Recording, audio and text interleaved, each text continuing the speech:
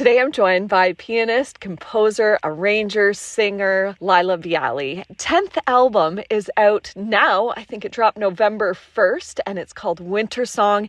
It is so beautiful, Laila. Congratulations on your 10th album too. Oh, thank you, Dana. It gave me the winter feeling, but I was thinking she must have been recording this in the summer or spring months. How was that feeling? Did you crank the air to get the ambiance? Well, it's funny you should say that. So the music was written while I was in residency at the Banff Centre in Alberta, in the Rocky Mountains, and I wrote it in late November and December of 2021. So it was very much wintertime when this music was crafted. But you're absolutely right that in terms of the recording process, everything was tracked in spring and summer in 2022 and then again in 2023. And it is odd to be tracking in July, tracking songs about the snow and ice and winter and Christmas, the holidays, etc., when it's 30 degrees out. So you toured this project last year, even though you didn't have the album out. Yes, we were actually going to release the album last year, but I had already released another project called Your Request in the spring, and so we decided, let's just give it a little more time. Is it true that you're thinking of maybe doing a Your Request Volume 2? Oh, yes. Oh, yes. Yeah, you're on to me. You've done your homework.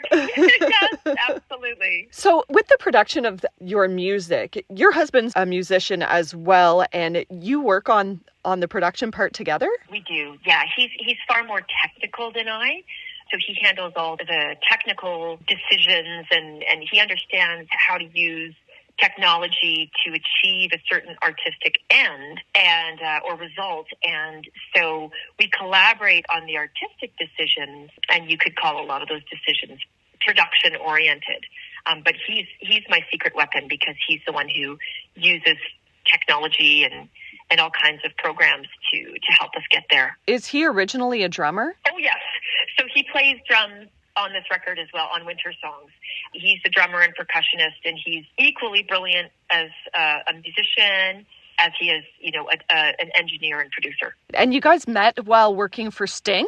We actually first met in Paula Cole's band. Oh, okay. So do you remember Paula Cole? Yes, of course. Dawson's Creek theme song, hello.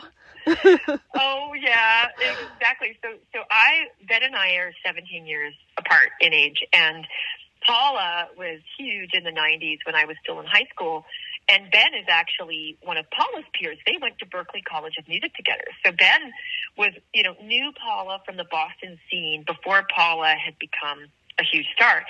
And so she made a bit of a comeback after leaving the music industry for a few years to have a kid and focus on her personal life. She made a comeback in 2007. Yeah. And I was invited to be part of her band. And so everybody was in their 40s, and there I was in my 20s, and Ben was on drums, and that's how I met him. And then we had the great privilege of working together with Sting several years later. So that's part of our formative history as a couple. And it's amazing how many musicians you've worked with and where you've been and what you've done in all of your albums. This one's quite different, I find. It's a little moodier. Yes, yeah, I like to use the word atmospheric. It's totally moody music, and that's the whole point. Is like you said, I wanted to give people that winter feeling, and in a way that was dynamic and kind of spanned the spectrum of a winter experience, but mostly felt just cozy. It does. It gives you that winter cozy feeling, and I'm sure it will be on a lot of Christmas playlists this year. So how coming up with new stuff, and I'm sure that you have projects floating around in your head. I hear there might be like a big band project with Alan Ferber in the mix too. You really have done your homework. You're pulling out questions that no one else has asked. Yes, Alan is a dear friend. I lived in New York for 8 years, and I met him when I was living there. And he's an incredible multi-Grammy nominated big band arranger and composer. And he's always wanted to work with me. He has always been able to hear my original music adapted for a large ensemble palette. And because he's so skilled in that capacity, he's already started doing some arrangements. He's got a couple done. One thing, Dana, for me is to also expand the large ensemble writers and arrangers who I collaborate with. So Alan is among my very favorite, but we have so many incredible arrangers right here in Canada, including the remarkable Christine Jensen. Now she lives in Rochester and she teaches at Eastman School of Music, but she's from the West Coast, from the island, and she lived in Montreal for decades. So she's very, very much in the Canadian fabric. And so I thought, it'd be really nice to have her arrange a couple of songs and collaborate with a few different arrangers. So I don't know when that record will get done. It's obviously going to be quite expensive when you think about the size of a big band. But I'm really excited about it. It'll be something very different. Yeah, I can't imagine the cost of some of the productions. Like when you're using orchestras, I interview a lot of bands that have 4-6 people in them. And sometimes they're talking about how tough it can be to get stuff together and what just one song will cost to get in the studio produce. Like from start to finish, one song can be expensive. So I can't imagine when you add orchestras into the mix. It was only because of the support of Canada Council for the Arts, Ontario Arts Council, and Toronto Arts Council that I was able to do this.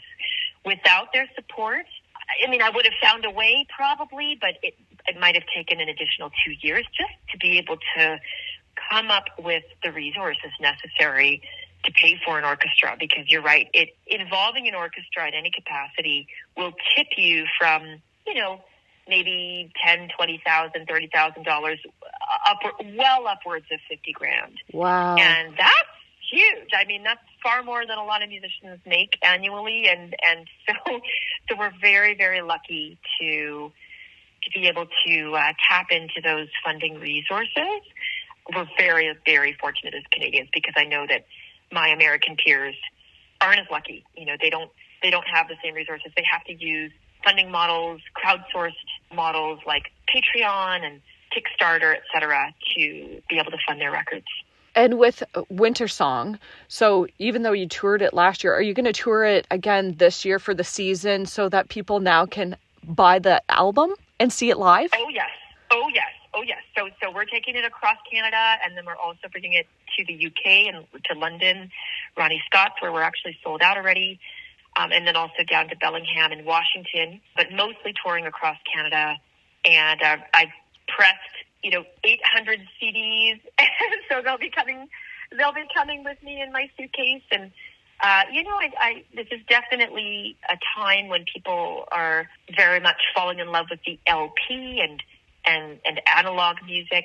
So I think, Dana, that next year I'm going to try to press LPs. So this year we just have CDs, but folks are still buying CDs, I'm happy to report. Yeah, they must have older vehicles, because I was just in a new vehicle the other day and didn't even have a CD player. No, we don't have a CD player, so I try to always ask, especially if I'm giving out promotional copies or gifting copies, I've now made a habit of just asking the person that I'm handing the CD to, can you even play this? And I'm going to say that 50% of the time, at least, folks say, you know what, I'm so sorry, I can't. So keep your CD and give it to somebody who can play it in their car or has some sort of an external disc drive or can make use of it somehow. Well, luckily, we can get you on all the streaming services. So with all this going on, touring, what about life, health? How do you pace yourself with this? Oh, that's such a lovely question. And Dana, your question is timely, because my whole life I've had quirky health issues. I've been an insomniac since I was a child, and that does not bode well for anybody. Never mind a singer.